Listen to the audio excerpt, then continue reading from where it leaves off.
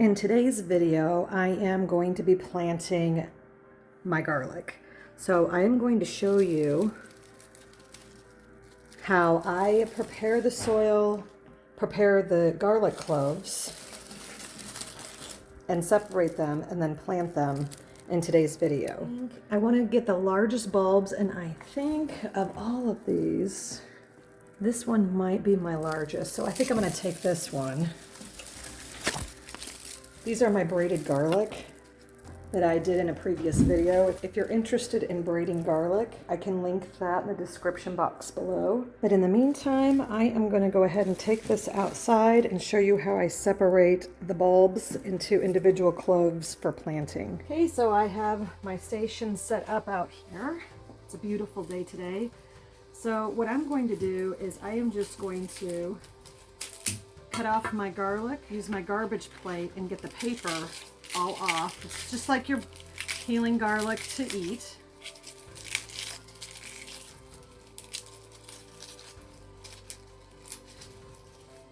And you separate the bulbs. I don't take the paper off of this part of it. This is where the roots are going to grow. So I'm just going to set that on the plate. And I'm going to continue doing that until my goal is to plant 100 bulbs again this year, which is what I did last year and harvested this year. Again, you can check out that video in the description box below, and I'll pop it up on the screen as well.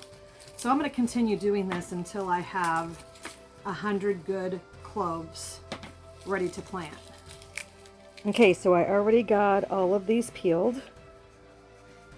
Again, I am not taking the paper off of the individual clove. I always try to make sure that this part is intact, like dried and solid, because that's where the roots are going to come out. You're going to plant it in the ground like this, point up.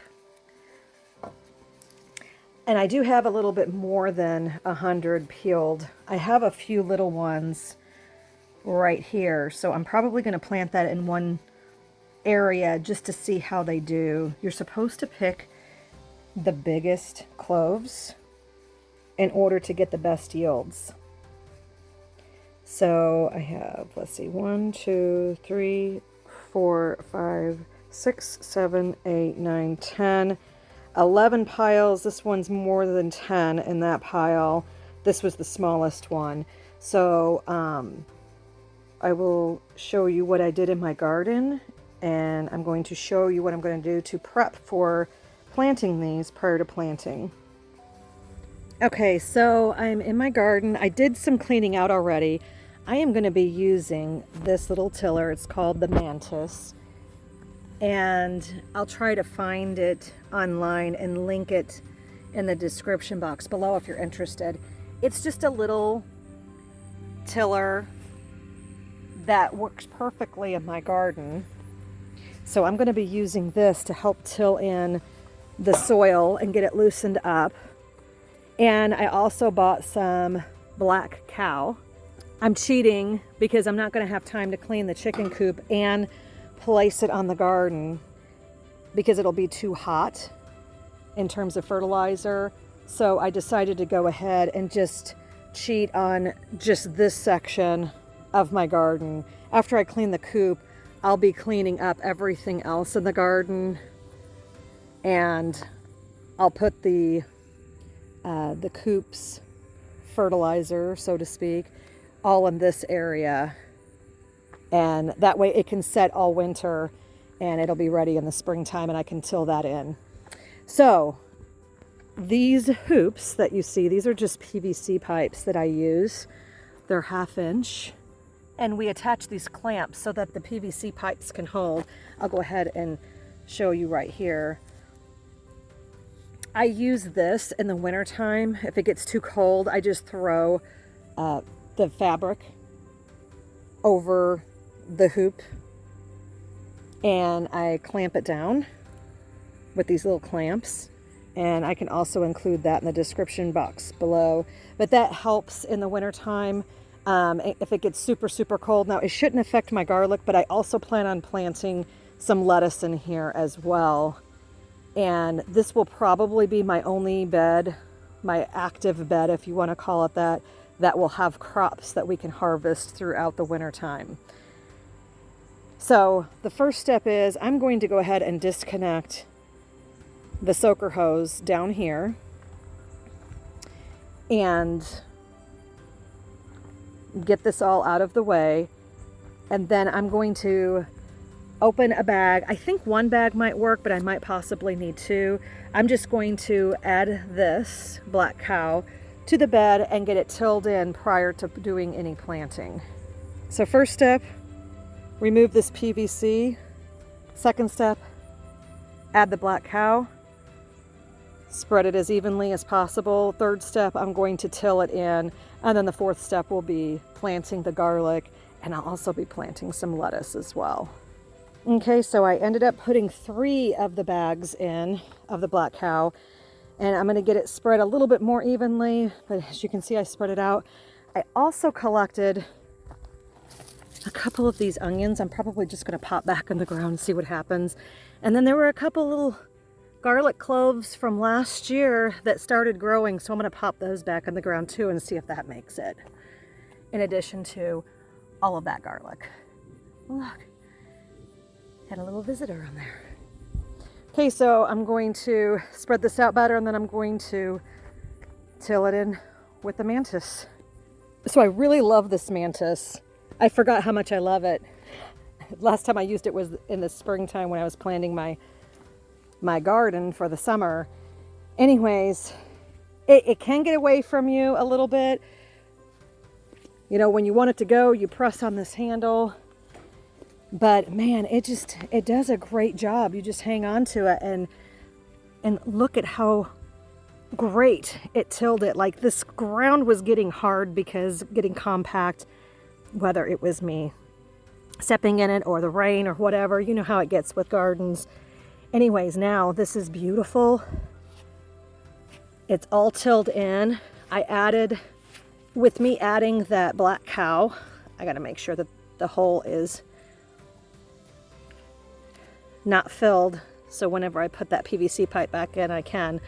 But anyways, so me adding that black cow just adds more nutrients to the ground because it gets depleted in time. But I'm going to go ahead and get this spread out. Look, there's nuts in here. The squirrels get in here sometimes. So I'm going to get this spread out level and kind of clean up the outsides a little bit. And then I will go ahead and get planting. So I planted the 2 that I had pulled from the ground, and then I started planting already. I'm going to plant with root side down, tip side up, and I'm just going to go about every 4 inches or so, 2 knuckles high. And I'm just going to continue that process until I get them all planted. So I went ahead and planted all the garlic in through here. The bigger bulbs I planted all throughout here and down here on this side. Where you see this sign right here, the identifier, plant identifier tag, that's where I started the smaller bulbs, and I planted them through here. A few more on this other side, from here over, and then a few more along there. So I'm stating that because I'm going to be able to go back and look at this video to see exactly where I planted the smaller ones, just to see if it makes a huge difference. A couple things about garlic. Number 1, it's very easy to grow. Number 2, you plant it in the fall. I'm in zone 6B and I live in Southern Illinois. I've always been told, make sure you get the garlic in no later than October 1st. Today is September 17th. So I'm assuming anytime during September up through October 1st is the best time to plant the garlic. Garlic requires the bulb to get cold in order for it to bulb out and get bigger, a bigger bulb and more cloves. That's just the nature of it. So the bigger the bulb, you definitely want it to get cold This is soft neck garlic. And like I said, I will go ahead and I'll link my harvest of my 100 bulb garlic. And then I'll also link the follow-up video of when I braided garlic if you are interested in that. So I think I'm going to plant, I got to go in and look to see what kind of seeds I have, but I am going to go ahead and take my chances, and I'm going to plant these two because they were kind of small. I guess I can plant it in this area. Uh-oh, we got a big chunk of, I'm going to get that out of there. So something I failed to do whenever Todd and I built this garden, I should have probably laid like hardware cloth down at the bottom before I filled it with soil, but I didn't. So sometimes I get crawdads and stuff like that in here. Knock on wood, I haven't seen anything else in here that creates havoc on my vegetables and on my plants. The crawdads themselves, they didn't destroy my plants. They just make these annoying mounds of dirt that I sometimes go ahead and kind of break up. But anyway, so I'm going to go ahead and plant these here, and we'll just see how they do. Okay, so I'll cover all these, and then I'm going to go check out to see what other seeds I can plant in this bed. So I went ahead and I planted it a little more shallow. I'm not experienced at planting onions. This is probably my second year of doing it, but from what I understand, it kind of has to be planted near the surface, because as it gets closer to, like as it's filling out and it's getting closer to harvest, you're supposed to run your fingers around it just at the top here so the sun can get to it.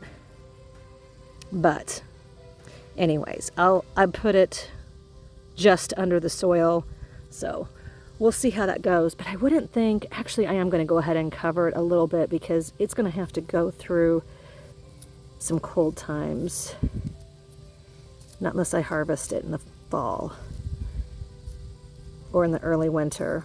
Anyways, we're going to go ahead and plant it just like this and see how it grows. Okay, so I had one snow pea pod that had like 3 seeds, so I went ahead and planted it here. I couldn't find any more in the house. I did find some of these carrots. They came with my green stalks when I bought them.